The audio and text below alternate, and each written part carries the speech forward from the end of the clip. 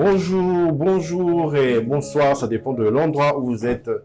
Et bienvenue dans ce plateau de Que le mariage soit. On est heureux de passer ce moment encore avec vous dans vos maisons, n'est-ce pas, René? Oui, j'espère que le bonheur que nous dégageons est transmissible et que là où vous êtes, vous recevez ce bonheur. Allez, le Seigneur nous a créés, il nous a mis ici sur terre pour que nous arrivions aussi à vivre le bonheur. Et nous espérons que chez vous, dans votre couple, vous avez aussi pris la décision d'être très, très heureux.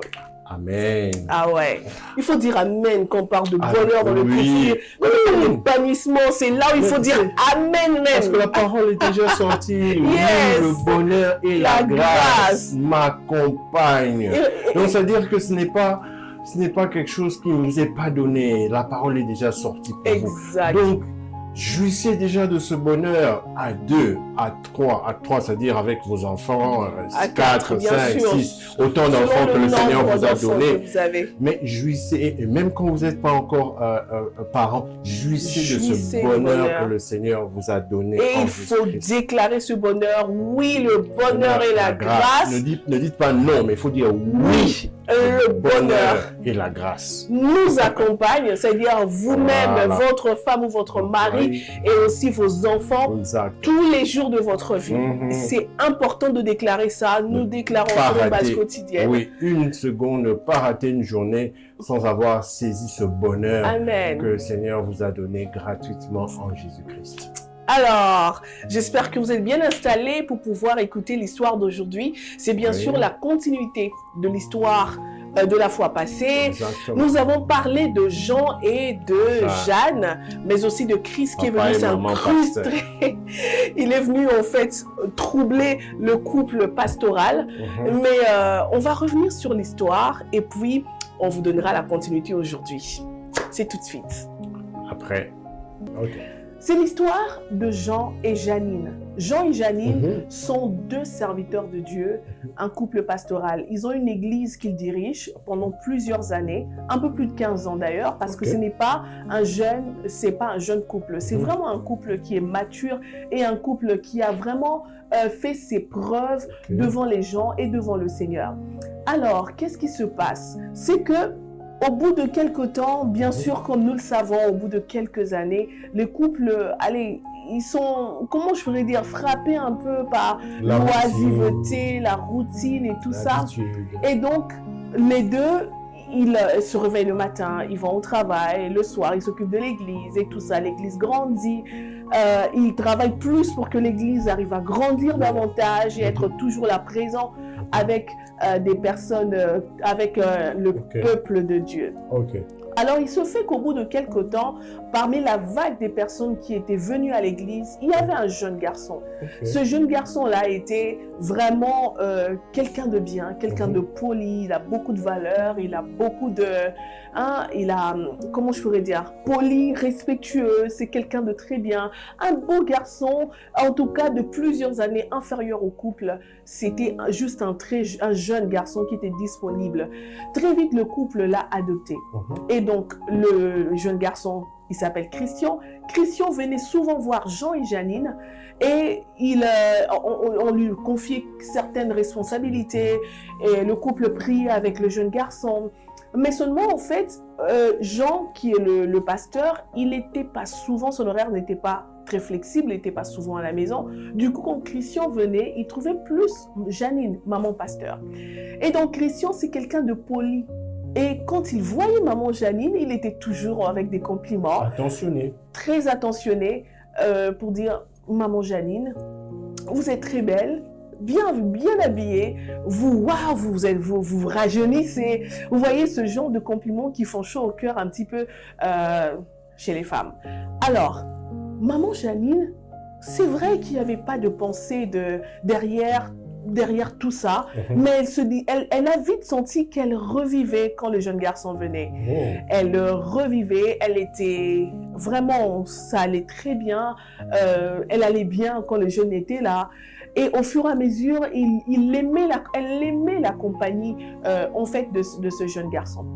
Ok. Papa pasteur, à un certain moment, quand il revenait, en fait, le soir et qu'il discutait avec sa femme, il disait, comment s'est passée ta journée? Non, j'étais avec Christian, on a fait ceci, on a fait cela.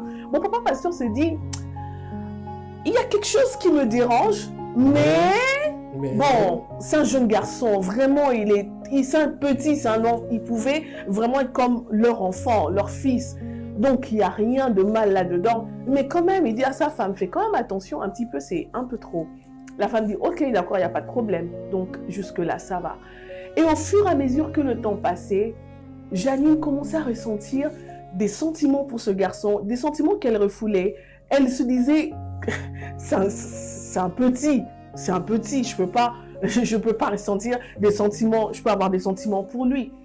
Mais au fur et à mesure qu'ils étaient ensemble, qu'ils travaillaient ensemble, et au fur et à mesure que papa pasteur était dehors et que maman restait seule et Christian était toujours présent, ça fait en sorte que maman Janine arrive à tomber avec Christian.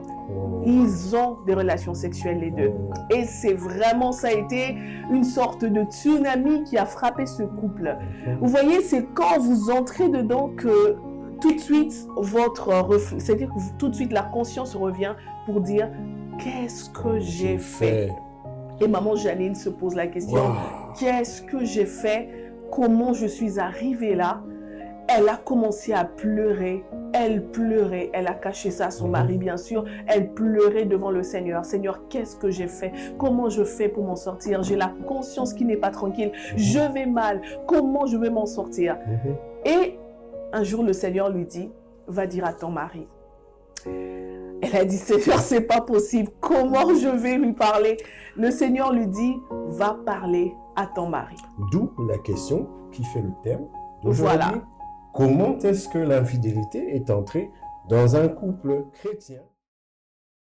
Et voilà, vous avez donc suivi comment le couple pastoral qui avait bien commencé, mais très vite, la monotonie s'est installée, très vite, il y a eu beaucoup de choses qui se sont installées, et voilà que l'infidélité est entrée dans le couple pastoral. Jean et Jeanne se sont retrouvés très mal, en train de résoudre un sérieux problème de l'infidélité. Mais le pire encore, c'est que Dieu demande en fait à Jeanne d'avouer et de dire à son mari qu'elle a commis une infidélité avec le petit garçon qui venait chez eux et qui était plutôt un garçon gentil et très bien. Et donc, le couple pastoral se dit, donc Jeanne, en fait, je dis Jeanne, Dieu, après avoir commis l'infidélité, Dieu commence à la déranger. Dieu commence à lui dire, va dire à ton mari que tu as été infidèle. Jeanne, est-ce que, Eden, tu me permets de continuer l'histoire? Oui, vas-y, continue l'histoire. D'accord, je continue l'histoire. Donc, on s'était arrêté à l'endroit où Jeanne s'est retrouvée infidèle et puis elle commence à ressentir cette culpabilité. Oui, infidèle, ça veut... Seulement infidèle, voilà, infidélité, ça marche avec tout le lot de péchés connexes. Voilà, péchés connexes en fait qu'il y a autour de cette infidélité. Donc le Seigneur commence à lui dire, va dire à ton mari que tu as été infidèle. Elle allait très mal. Comment je vais faire? Mon mari va me chasser, ça va être très mal. Comment je vais m'en sortir? Mais Dieu était tellement en train de lui dire, va dire à ton mari. Mais Dieu lui expliquait ceci. C'est une leçon que nous aussi on a pris pour nous. Dieu lui disait ceci. Le péché, il pardonne le péché. Dieu pardonne le péché. Tu as commis l'infidélité, il te pardonne. Mais le secret, c'est comme entretenir le ténèbre dans votre couple. Quand vous ne dites rien à l'autre et que vous entretenez un secret qui vous ronge, c'est comme dire, ce sont les ténèbres qui s'installent. Et tant que dans votre couple, les ténèbres s'installent, ça veut juste dire que le Seigneur ne pourra pas venir agir. Vous voyez? Et il faut donc appeler la lumière de Dieu, la lumière de Christ pour chasser les ténèbres. Et cette lumière, c'est en fait le fait de décider déjà de dire à votre mari la vérité. Ah, ça c'est la partie la plus difficile que Jeanne a vécue. Mais après, elle se dit, je suis enfant de Dieu, je vais obéir. Elle a écouté la voix du Seigneur, elle est allée dire à son mari que je vais te parler. s'il te plaît, assieds-toi. Oh. L'homme commençait à trembler un peu, mais qu'est-ce qui se passe? Tu m'as l'air très sérieuse. Il dit, effectivement, c'est quelque chose de très, très sérieux. Alors, tu vois Chris qui est là. J'ai eu l'histoire avec Chris. Ah non, le mari allait très mal. C'est un pasteur. Comment tu as pu faire entrer une souillure dans notre maison? Comment tu as pu? La femme, elle pleurait. Le mari ne voulait plus de la femme. Le mari était énervé. Il a appelé un autre pasteur. Heureusement d'ailleurs que vraiment, c'est magnifique d'être dans la famille de Dieu parce qu'on sait donner des très bons conseils. Il a appelé un autre pasteur et le pasteur lui a dit, est-ce que tu as dit ça à quelqu'un d'autre? Il a dit non, je n'ai pas encore dit à quelqu'un d'autre. Tu es la première personne à le savoir. Il dit effectivement, ne le dis plus à personne. Ne le dis plus à personne. Nous allons régler ça avec le Seigneur. Ah, gloire au Seigneur. Alors le pasteur, le couple s'est vraiment brisé par terre. Le monsieur commençait maintenant à voir ce qui se passait dans sa propre maison. Comment il pouvait ressentir que il y avait quelque chose qui pouvait se passer entre sa femme et le petit garçon, mais il était floué par il y a quelque chose qui le flouait un peu. Il n'arrivait pas Il était naïf. Je me dis naïf. Peut-être, mais peut-être on se dit trop confiant. Peut-être se dire allez, il est plus jeune et elle, voilà, il peut rien y avoir entre les deux. Mais là, arriver à entendre qu'il y a vraiment réellement eu une histoire, il était tellement mal. Et comme son ami l'avait conseillé, il est allé vers le Seigneur. Il a commencé à prier. Son énervement, c'était comment? Son énervement, c'était du genre à vraiment vouloir tout casser dans la maison. Mais en tant qu'enfant de Dieu, il est allé vers le Seigneur. Et c'est là où il a commencé à prier, à dire à Dieu, comment tu as pu m'abandonner? Tu m'as abandonné, tu m'as laissé, tu as détruit mon couple, tu as détruit l'église toi-même, tu as laissé les choses entrer dans ma maison. Alors que... accuser Dieu. Bon, ça c'est une chose, on l'accuse tous hein, d'une certaine manière, mais bon, il comprend notre Père. Face à un problème, il comprend. Alors, il était tellement en train de prier. Alors, le Seigneur lui a parlé. Il lui a dit, tu vas pardonner à ta femme. Le monsieur a dit, ça ne va pas. Tu as vu ce qu'elle m'a fait? Il a dit, tu pardonnes à ta femme. Tu as vu ce qu'elle m'a fait, c'est pas normal. D'ailleurs, on connaît tout ce que les hommes pensent de l'infidélité chez la femme. Mais le Seigneur lui a dit, il lui a donné une figure. Rappelle-toi du moment où toi aussi tu étais infidèle à moi. Rappelle-toi des moments où toi aussi tu étais dans le péché. Toi aussi tu faisais des choses horribles. Je n'étais pas d'accord avec.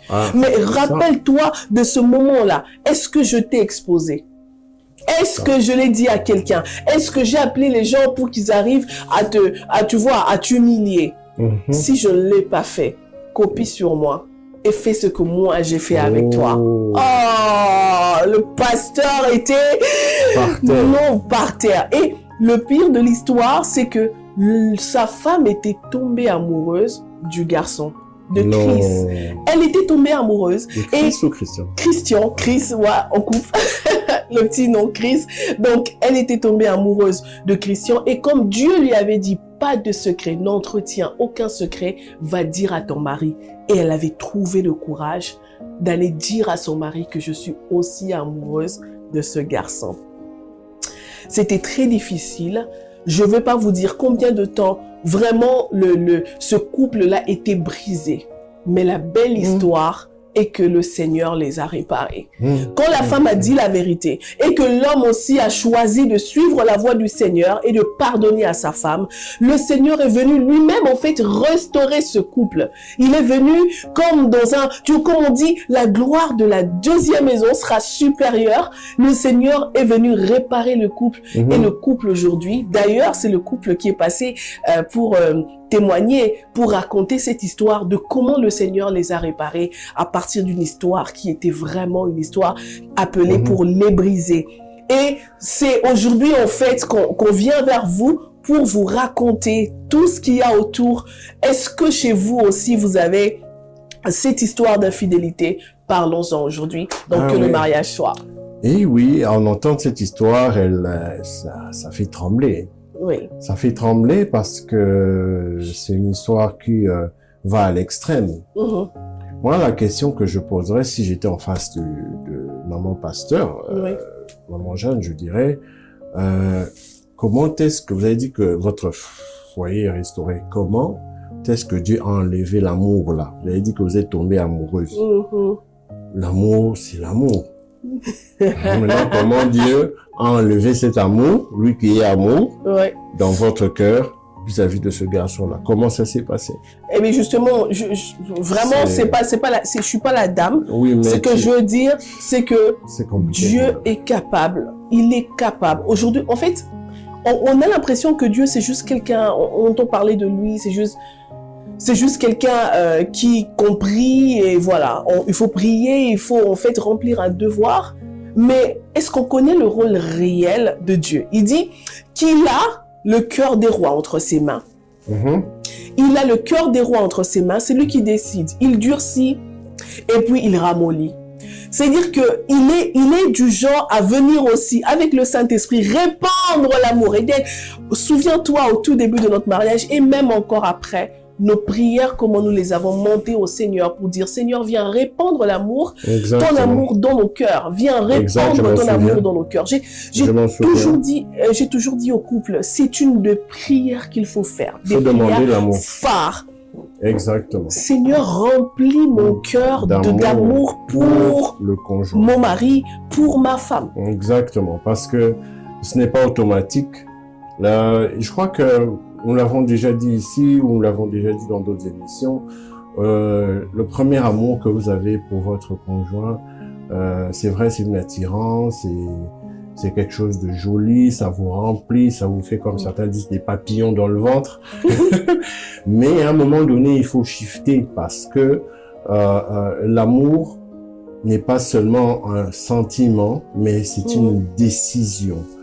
C'est une façon d'être qui est impulsée en fait par votre volonté, impulsée par votre être intérieur.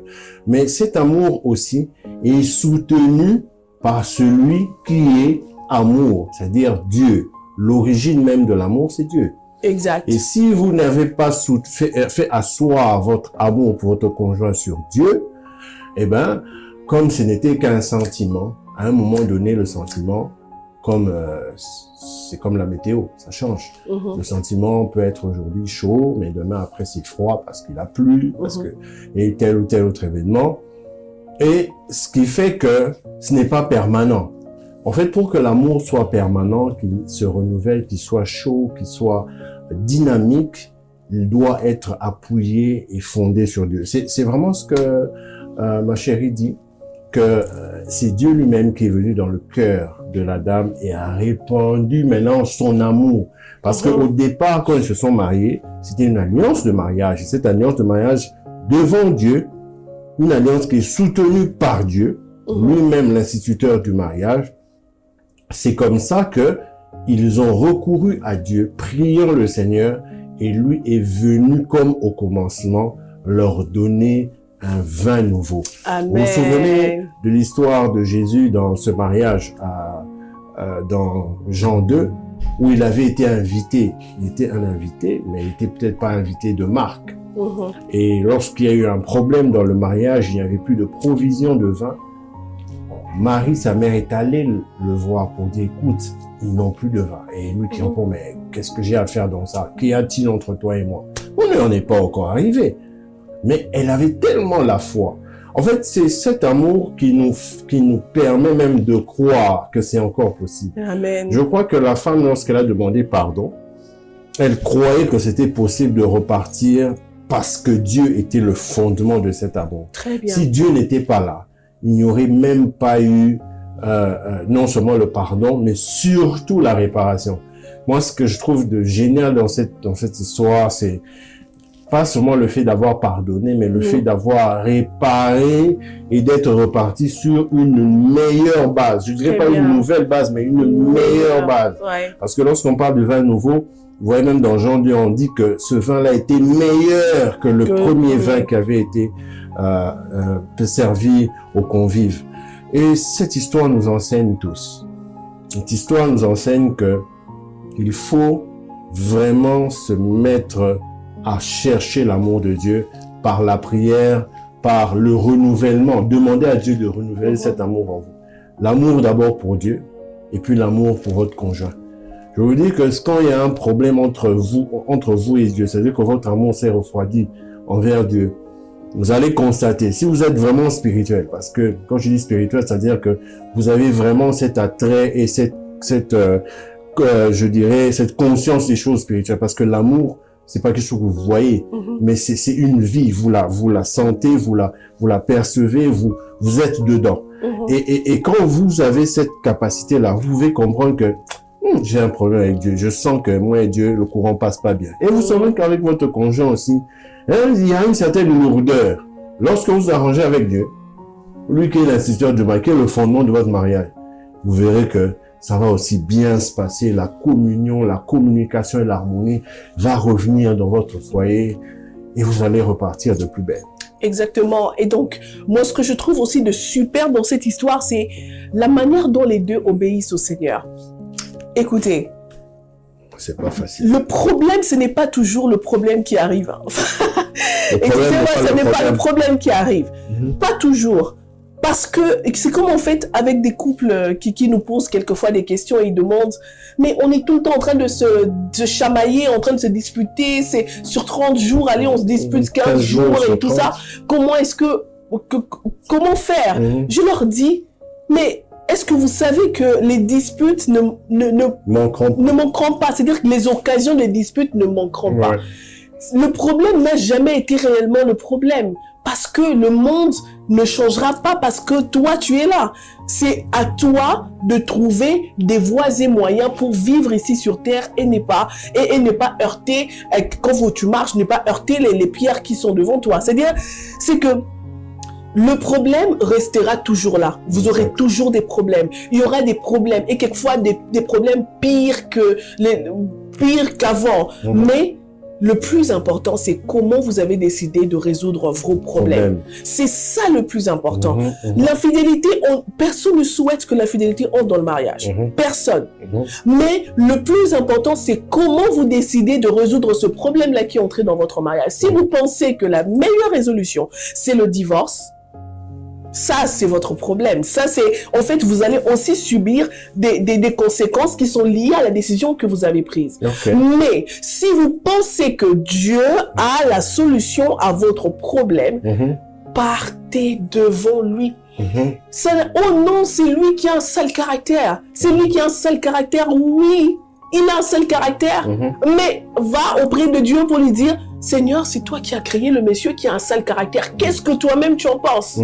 Donc, tu veux dire que la maturité ici, du couple ou du conjoint, dépend de sa capacité.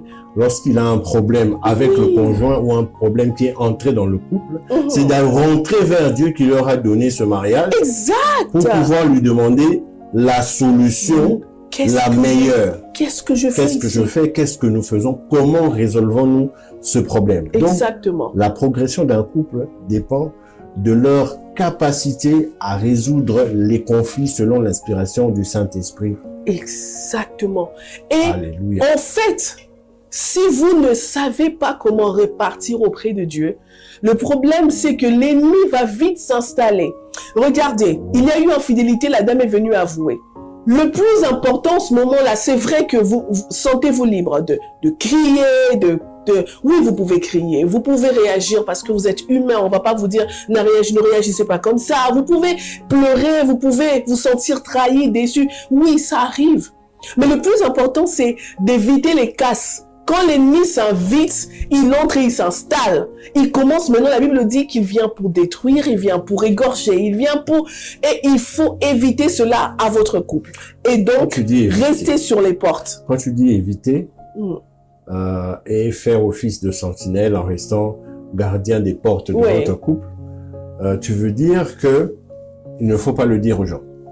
Moi, je me dis que... Parce que dans la colère, dans le vif de l'action, vite, le pasteur Jean s'est levé, il a pris le téléphone, il a appelé son ami Et il a appelé quelqu'un de confiance et quelqu'un qui a aussi une relation particulière avec le Seigneur. Mais il l'a fait sous le coup de la colère. Oui. Ce n'était pas sous le coup d'une réflexion.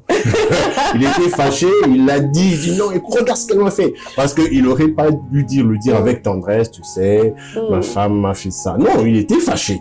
Donc il lui a dit avec un ton sévère. Je veux te dire, il y a fâché comme dans, c'est-à-dire fâché du genre, t'es fâché contre quelque chose et puis tu te dis, je sors. C'est comme on a vu dans des couples, juste à peine que il y a eu un problème à la maison, le mari sort, il tombe avec une femme. Ça, on a déjà entendu de ce genre de choses. Ça veut dire que il n'avait même dans son moral, même dans son moment le plus bas, lui-même, il est déjà, comment je pourrais dire, il a déjà activé le mode péché. Parce que certains pensent que en raison d'un péché. Oui, c'est-à-dire que certains pensent que il y a péché. C'est dire petit quoi? Péché, gros péché. Non. Ils pensent que en raison d'un péché, en commettant un autre péché. C'est-à-dire que tu arrives à trouver la solution d'un incendie en allumant un autre incendie. Voilà, c'est ce que ça signifie. Certains pensent ça. Certaines femmes pensent qu'on a tous pensé ça dans le passé. C'est que, en fait, il t'a trompé en premier. Il faut que tu nous montres aussi que toi aussi, tu peux nous tromper. Tu es capable. Or, en fait, ça là, c'est un raisonnement du monde. C'est un raisonnement des pécheurs. C'est un raisonnement vraiment quand vraiment votre système de pensée est verrouillé par c'est-à-dire quoi, est contrôlé par l'ennemi. Ne le faites pas. Pour vous-même. Oui, pour vous-même. Ne le faites pas.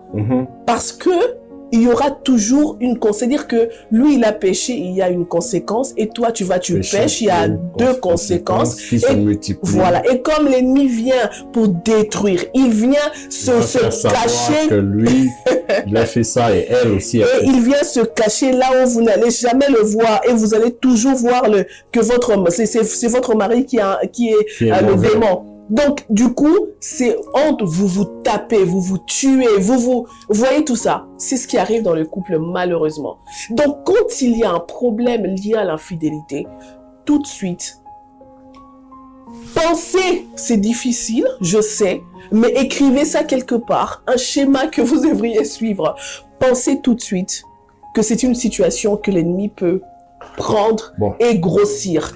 Pensez tout de suite à ça. Et commencez maintenant à prier et dire à Dieu, Seigneur, qu'est-ce que je fais? Viens soutenir ma faiblesse, viens soutenir ma foi. Ne me laisse pas dans cet endroit-ci.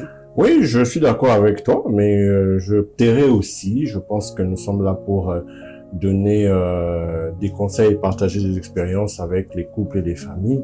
Mais je crois qu'il serait quand même mieux de ne pas en arriver là. J'ai entendu un patriarche, je crois que vous le connaissez, l'apôtre Ronald qui disait vaut mieux faire des prières préventives que de faire des prières curatives. C'est-à-dire qu'il ne faut pas attendre qu'il y ait une situation où la faiblesse de votre conjoint se manifeste, il est au plus bas et vous trompe. Il n'est pas bien que votre comportement accuse d'une certaine, je peux dire, d'une certaine irresponsabilité. Vous n'avez pas fait votre part. Vous n'avez pas rempli le quotient émotionnel de votre femme. Vous ne lui avez pas témoigné autant d'attention. Vous n'avez pas été galant avec elle. Vous n'avez pas été protecteur. Vous ne lui avez pas donné le maximum de votre amour et de votre affection sous tous les angles.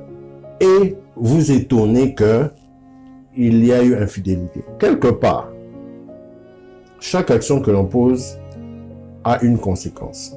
Mais chaque action que l'on pose pas non plus a aussi une conséquence. C'est-à-dire que vous n'avez pas rempli votre rôle comme Dieu vous l'a demandé. Dieu a dit, aime ta femme.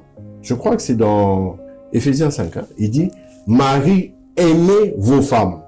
Vous n'avez pas aimé suffisamment. Vous n'avez pas aimé comme Christ a aimé l'Église et s'est sacrifié pour elle. Tu ne t'es pas sacrifié pour ta femme assez comme Christ l'a fait.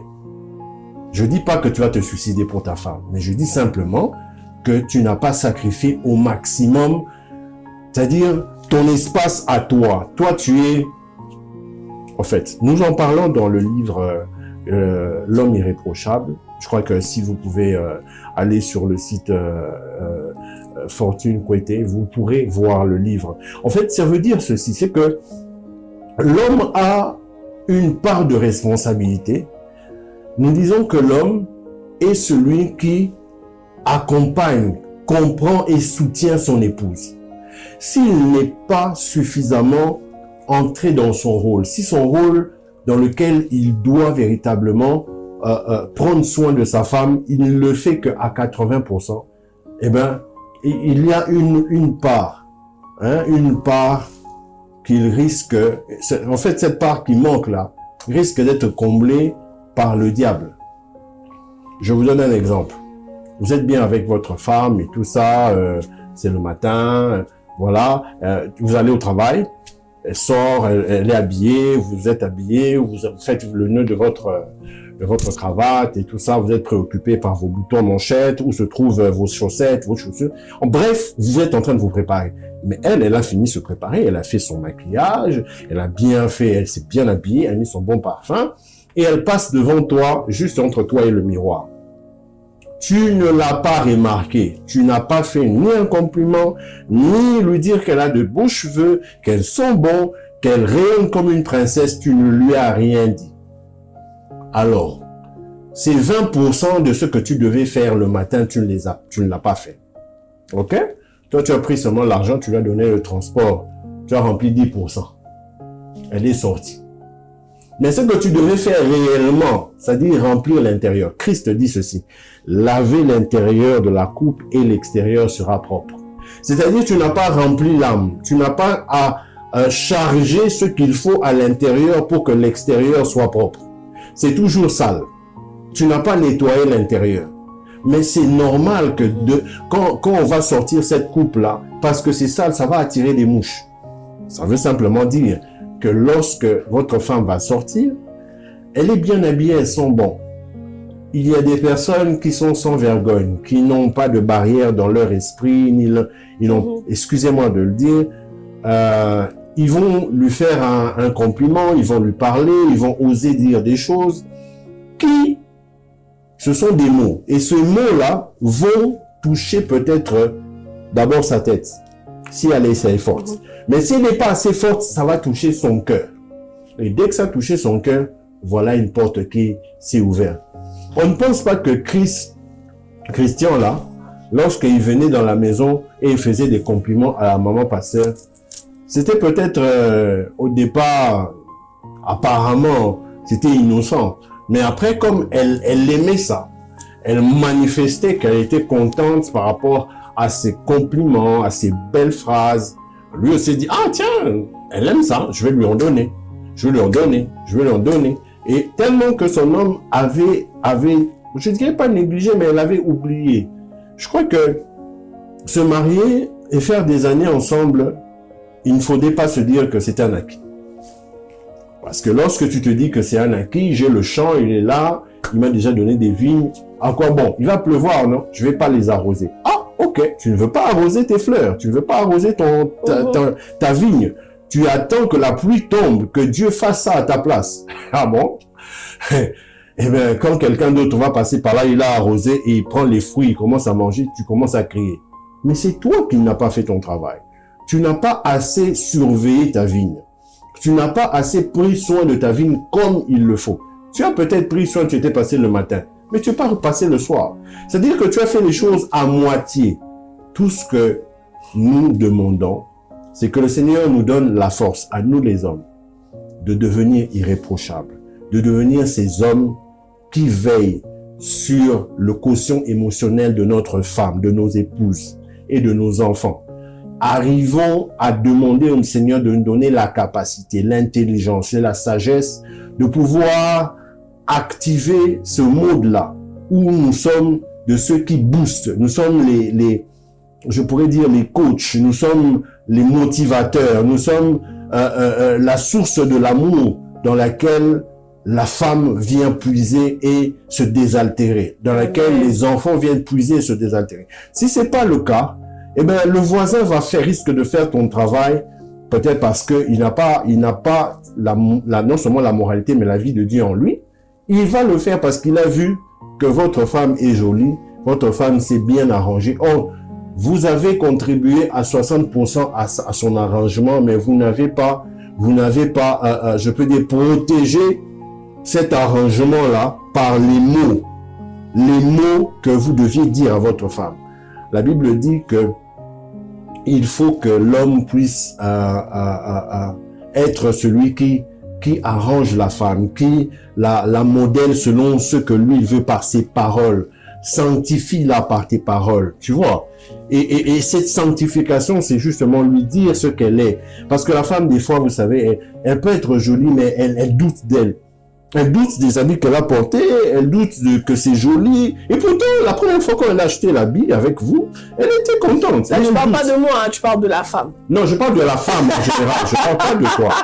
Je parle pas de toi. C'est pas ciblé, mais ça veut dire que en général, la femme a besoin qu'on la rassure. Elle sait qu'elle est jolie, mais elle a besoin que vous, l'homme qu'elle aime, la rassure qu'elle est véritablement jolie ce matin-là, parce que pour vous, c'est la plus belle femme du monde, n'est-ce pas? Ah, exactement. Comme c'est la plus belle femme du monde, il faut arroser cette fleur et qu'elle soit rassurée que c'est vous qui l'arrosez, afin qu'elle puisse continuer à briller, n'est-ce pas, ma chérie? Exactement. Jusque-là, je ne fais qu'acquiescer et dire exactement, c'est comme ça. Tu es très belle. Ah bah oui, merci. Tu es la plus belle. Merci. Ah, ouais. Merci. Et donc, je dis oui, je dis amen à tout ce qu'il a dit. Amen. Il faut que la femme se sente préférée. Je racontais ça même à mes collègues et me disaient, Rolienne, toi, t'aimes trop l'amour, là, les affaires de l'amour, tu aimes trop. Je disais, non, mais écoute, le problème, c'est pas seulement aimer l'amour, mais le problème, c'est que j'ai découvert une autre manière d'aimer qui était plutôt bien. Ça veut dire une femme qui est copieusement aimée par son mari, une femme qui est profondément aimée par son mari.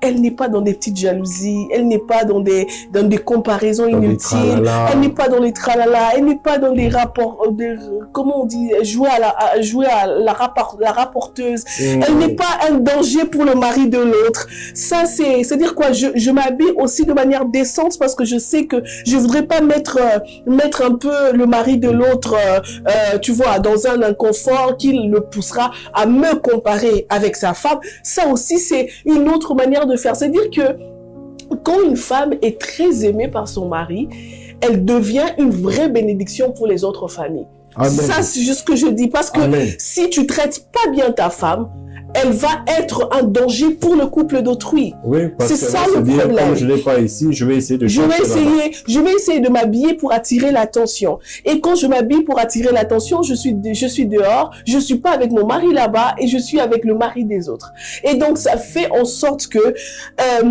le mari des autres, le couple des autres soit menacé. Donc, s'il vous plaît, papa, vous avez votre femme, prenez soin d'elle. Prenez soin d'elle. C'est comme, voyez votre, c'est une niche, on dit, une petite niche là. Tous les jours, vous allez regarder, vous allez vous rassurer que c'est bon, que c'est, tu vois, c'est bien au chaud. C'est bien au chaud, et voilà. Tout ce qui peut compter l'atmosphère, les circonstances qui peuvent contribuer à la croissance, à l'épanouissement, au bonheur. Exactement. Soient réunis là, dans ce cocon là, dans cette niche là. Ouais. Parce qu'on n'a pas besoin d'aller loin, on n'a pas besoin forcément de beaucoup de choses pour que le bonheur y soit. Il faut le créer. N'attendez pas d'avoir 5 ans de mariage pour être heureux. Commencez ce jour-là. Dès que vous êtes marié. À compter de maintenant. À compter de maintenant. À compter du moment où vous le décidez. N'attendez pas 5 ans. N'attendez pas d'avoir des choses, des objets ou avoir plus de richesse ou encore plus de biens. N'attendez, c'est pas ça. Attendez plutôt que le Seigneur puisse venir dire, ah, vous avez compris, de ne pas procrastiner votre bonheur et se dire que ça viendra demain. Ça ne viendra pas demain. Si vous ne décidez pas aujourd'hui, ça ne viendra pas.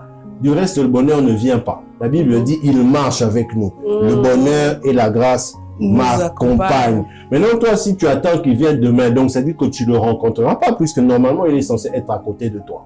Il est censé être avec toi, dans ta famille. Si toi, tu attends que tu le rencontres demain, tu le rencontreras pas parce que tu le vois pas. Il est juste à côté de toi.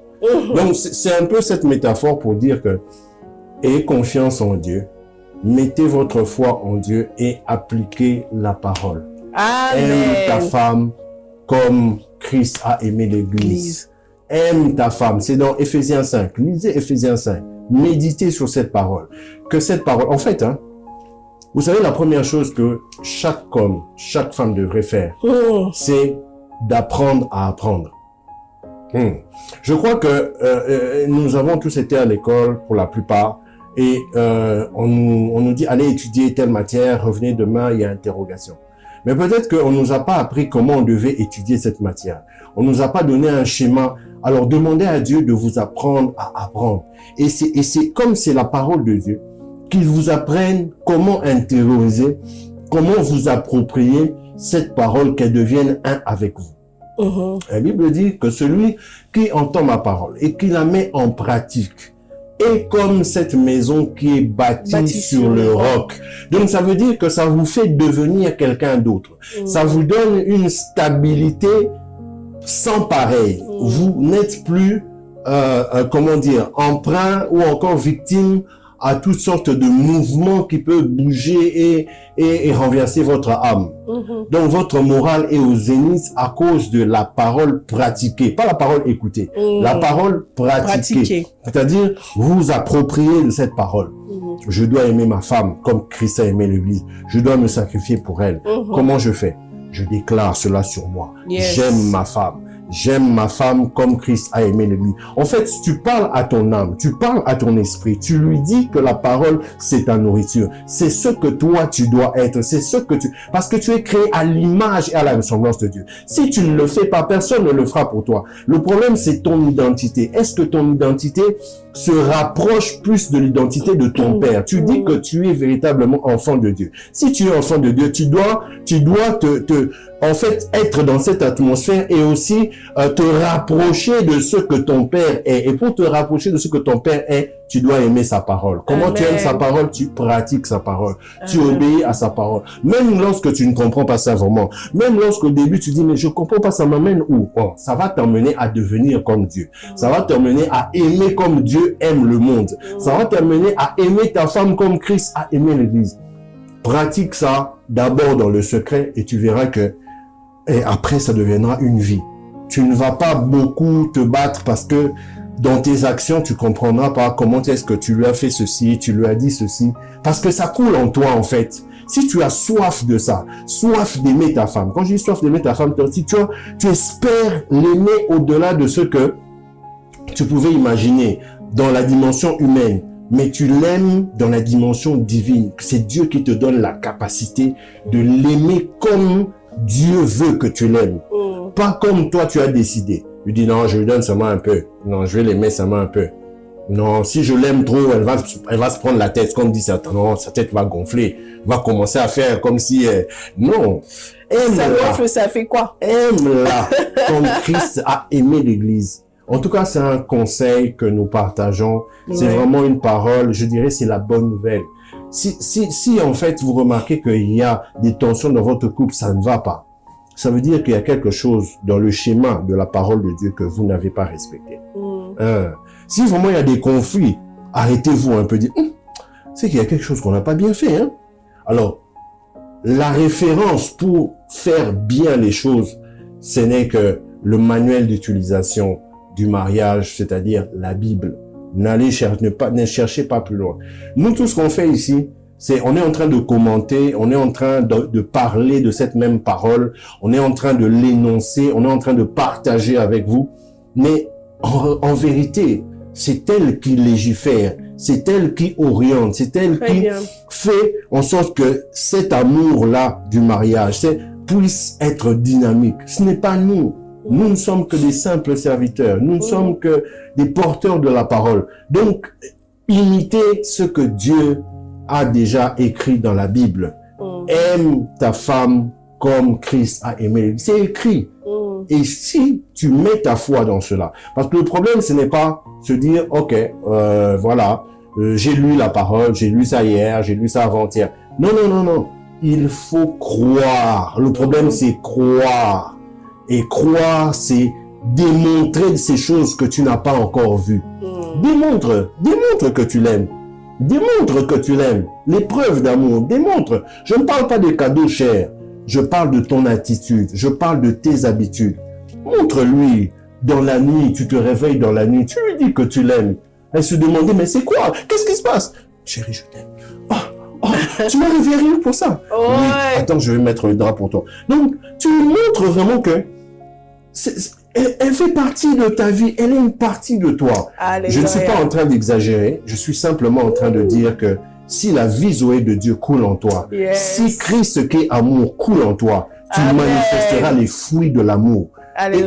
Et c'est un désir. Quand tu le désires, tu prendras tous les versets de la Bible qui parlent de ça, tu mettras ça en toi. Les versets de la Bible aussi qui parlent des fruits de l'esprit. Le fruit de l'esprit, c'est quoi le fruit de l'esprit? Le fruit de l'esprit, c'est l'amour, la joie, la paix, la patience. Donc tu prends tout ça, tu commences à mettre en toi. Oui Seigneur, j'accepte le fruit de l'esprit. J'accepte l'amour, j'accepte la paix, j'accepte, je l'intègre. Tu en parles, tu déclares cela. Plus tu déclares cela, plus tu deviens. Le grand secret pour devenir comme Dieu veut que nous puissions devenir, c'est-à-dire un mari qui aime sa femme et une femme qui est soumise à son mari, c'est de le déclarer dans la foi, le déclarer sur base de la parole de Dieu. Et plus tu le déclares, plus tu y crois, plus tu le deviens. N'est-ce pas, ma chérie? Très bien, tu as dit vraiment beaucoup de choses et c'est ça qu'il faut pratiquer. Donc, n'attendez pas que l'infidélité entre. Non, pourquoi aller commencer encore à... C'est-à-dire que c'est encore tu vois, c'est une période... Voilà, vous pleurez. Est-ce que ça vaut la peine vraiment de passer une année de pleurs parce qu'il y a eu une infidélité? Non, vaut mieux déjà pratiquer des choses qui vont faire en sorte que vous soyez exempt vraiment de... Non, que la porte ne reste pas ouverte pour permettre à l'ennemi d'entrer dans votre couple et vous détruire. Soyez la sentinelle de votre couple. Soyez la sentinelle de votre couple. Voilà. Maintenant, est-ce que chez vous, c'est déjà entré? C'est l'exemple, le modèle que vous devriez suivre. Écoutez la voix du Seigneur. Exact. Je sais qu'on le sait, n'est-ce pas, que c'est difficile. Ouais. C'est très difficile, vous sentez trahi, ça va pas, c'est pas lui qui devrait le faire. Aujourd'hui, Eden, on a de plus en plus des messages ou sinon des informations du genre, tel homme de Dieu a fait ça avec telle fille, tel autre homme de Dieu ou telle personne qui priait est tombée. Ça veut dire que vraiment la tentation est forte. Ça veut dire que nous sommes dans un monde où la guerre, voilà, la guerre a déployé des armes. La guerre est intensifiée. Oui. Et la guerre, cette guerre, je le dirais, la guerre elle a bien été décrite dans Romains 6. Oui. Et dans Romains 7, c'est Paul qui en parle. C'est la guerre contre l'ancien moi, Adam. Le premier Adam. Celui qui a été déchu par le péché. La première des guerres qui a été lancée, c'est par rapport à lui. Exact. Il faut d'abord combattre et gagner dans ce domaine-là. Et vous assurer que la victoire, vous continuez à la conserver. Parce que le jour où vous dormez un peu, où vous êtes distrait, Adam va se réveiller. Et donc il va collaborer avec le monde de l'ennemi et ça va vous faire très mal. Et donc, s'il vous plaît, si vous êtes conscient que nous sommes dans un monde où l'ennemi a déployé ses armes. Ça me rappelle un peu le livre de rois quand on parlait des histoires des rois qui allaient à la bataille. On dit que la guerre s'intensifia et le but c'est de faire tomber le roi. Quand il fait tomber le roi, c'est-à-dire que toutes les armes sont braquées sur lui et on veut le faire tomber pour remporter la bataille. Ça, la guerre s'intensifia contre Saoul parce que Saoul était encore là. Oui. Puisqu'il était encore sur le terrain, la guerre s'intensifia. L'idée, c'était de tuer Saoul. Voilà. Dès que Saoul était tombé. Et donc, on a tout le peuple. Et sachez que votre couple aussi est pareil. C'est pourquoi nous ne vous conseillons pas de toujours dormir. Vous voyez, c'est un couple, en fait, qui se réveille le matin. Chacun fait ce qu'il veut. Ils se permettent d'être en froid pendant autant de jours, pendant une semaine. Ils ne se parlent pas. Ils ne savent même pas comment va l'autre, qu'est-ce qui s'est passé, il a parlé avec qui, elle a parlé avec qui. Donc, c'est-à-dire qu'il n'a aucune information de ce qui s'est passé, de ce que le diable a pu semer ou où est-ce que la porte a été ouverte parce qu'ils ne se parlent pas. Et vous, ça veut juste dire que vous n'êtes pas encore conscient du combat. Vous n'êtes pas conscient. Si vous étiez conscient du combat, de ce qui se passait dehors, je vous assure, vous appellerez vous-même votre femme et même en plein milieu de la journée pour dire on va prier, on va prier, on va déclarer des paroles. Et vous savez, je disais même à un couple, écoutez, c'est l'anniversaire de votre mariage, c'est une porte de temps. Lève-toi papa et déclare des paroles qui vont s'installer dans ton couple. Parce que tu sais, lorsque Israël se battait contre le peuple qui était déjà dans la terre promise, à un moment donné, on a remarqué que le leader Moïse a dû compter sur ses frères pour pouvoir le porter en prière. C'est-à-dire qu'il tenait ses bras pour qu'il puisse invoquer le Seigneur. Plus ses bras montaient, plus ils avaient la victoire. Exact. Donc ça veut dire que la prière, c'est l'élément central pour votre victoire. Vous n'avez pas d'autre moyen pour pouvoir faire intervenir Dieu. Parce que le problème, c'est pas que tu pries et c'est toi qui gagnes. Non. Tu pries pour faire intervenir Dieu.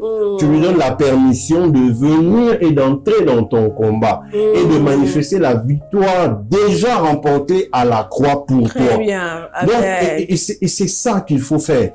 Et quand ton frère tombe, Eden, ton frère, ça veut dire ton époux, ta femme. Soulève-la. Il faut, en fait, le plus important en ce moment-là, c'est de se rassurer que l'ennemi ne l'est pas totalement.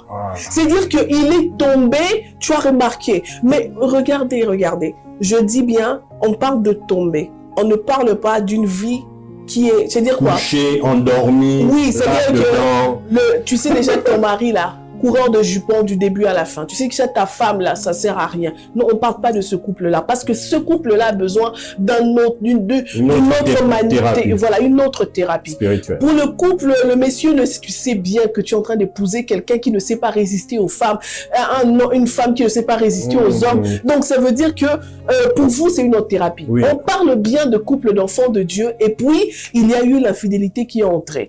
Et quand l'infidélité est entrée, on se dit comment on se relève. Oui, comment on se relève? Parce que si pour les autres, on reviendra, on aura le temps d'en parler en long et en large. Comment on gère quand vous êtes entré dans un mariage où il y a eu quelqu'un, vous avez dit que votre conjoint est un coureur de jupons ou votre femme est vraiment une femme qui est un peu plus, il y a beaucoup de légèreté. On va raconter l'histoire, on va vous dire comment procéder. Aujourd'hui, on parle de deux personnes qui se sont mariées, qui ont commencé à marcher avec le Seigneur et puis à un certain moment, paf, il y a eu la monotonie qui s'est installée et puis l'autre est tombé. L'ennemi est entré, il les a frappés. Mais là, le plus important, c'est de te rassurer, même si tu as mal, c'est de te rassurer que l'autre, l'ennemi, ne l'est pas totalement. Ça veut dire que je vais me rassurer qu'il est complètement debout. Et puis, lui et moi, nous chassons l'ennemi, nous fermons les portes. On va aller devant Dieu qui répare. On va devant le Seigneur qui répare. Écoutez, cette histoire qu'on vous raconte, c'est vraiment pour que vous arriviez à croire que la réparation existe. Amen. Le Seigneur restaure les couples. Amen. Le Seigneur, il descend dans toute sa gloire et il vous restaure. Il dit que c'est lui qui restaure. Il nous a promis le Saint-Esprit. Le Saint-Esprit est là. Il nous a promis tellement de choses et lui-même, il dit, je le ferai. Il dit pas que allez vous débrouiller là-bas. Il dit, je le ferai. Et il n'a pas juré au nom d'un plus grand que lui parce qu'il n'y en a pas. Il dit, jouer sur lui-même. Lui-même, il va le faire. Donc, c'est lui qui répare votre couple. Magnifique. Suivez comment ce couple-là, couple a écouté le Seigneur. Cherchez la voix du Seigneur. Tant que vous ne l'avez pas entendu sur votre situation, ne quittez pas là. J'ai prié, il m'a pas répondu. Continuez à prier. Continuez à le chercher. Par le songe, il se révélera à vous. Par un verset de la Bible, par une prédication, par quelqu'un qui passe, par une exhortation, par des échanges avec les autres, par une voix intérieure, il se révélera à vous. Il vous dira quoi faire. Et quand il vous a dit quoi faire, s'il vous plaît, rassemblez vos efforts, rassemblez vos forces, rassemblez tout ce que vous avez, toute l'énergie que vous avez, et puis faites ce qu'il vous demande. Et rebâtissez ensemble. Faites ce qu'il vous demande. C'est important. mon mari est allé dire aux disciples, faites ce qu'il vous dira. demande. Ce qu'il vous dira. Ce qu'il vous dira, la fête. Et il a changé l'eau. Et en vin. quand vous le faites, c'est le miracle qui est arrivé, c'est le miracle que nous souhaitons pour votre couple. C'est le miracle. De vivre le miracle de la restauration, c'est de vivre le miracle du salut que le Seigneur apporte. C'est pourquoi nous prions, Père, pour un couple qui traverse un moment de trouble, un moment de tristesse, un moment véritablement d'abaissement et de destruction. Nous demandons à ce que ton esprit, l'esprit de restauration, l'esprit d'amour, puisse maintenant consoler les cœurs, restaurer et que les mauvais souvenirs soient effacés. Que tu puisses relever le couple et restaurer ce qui avait été brisé dans le couple. La confiance qui avait été brisée, la paix qui a été brisée et même l'amour. Nous demandons que tu travailles dans un couple maintenant qui nous suit afin de créer le vin nouveau. Amen. Il n'y avait plus d'amour, emmène une nouvelle dimension d'amour. Amen. Il n'y avait plus de confiance, emmène une nouvelle dimension de confiance. Au nom de Jésus. Emmène une nouvelle dimension, Seigneur, Amen. afin que le couple soit restauré et que ta gloire puisse éclater dans ce couple au nom puissant de Jésus. Puissant de Jésus. Amen. Amen. Voilà. Amen, amen, amen. On a fini Merci, parce qu'aujourd'hui, on va passer sur on le mange pas de fruits. Et dès Non. on peut faire un petit selfie. Ouais. Ah, On fait un selfie. j'espère que le réalisateur va pouvoir vous le montrer là. Mais dans tous les cas, je dirais, acceptez le bonheur de Dieu, saisissez ce bonheur et jouissez-en parce que c'est ça que le Seigneur vous a donné.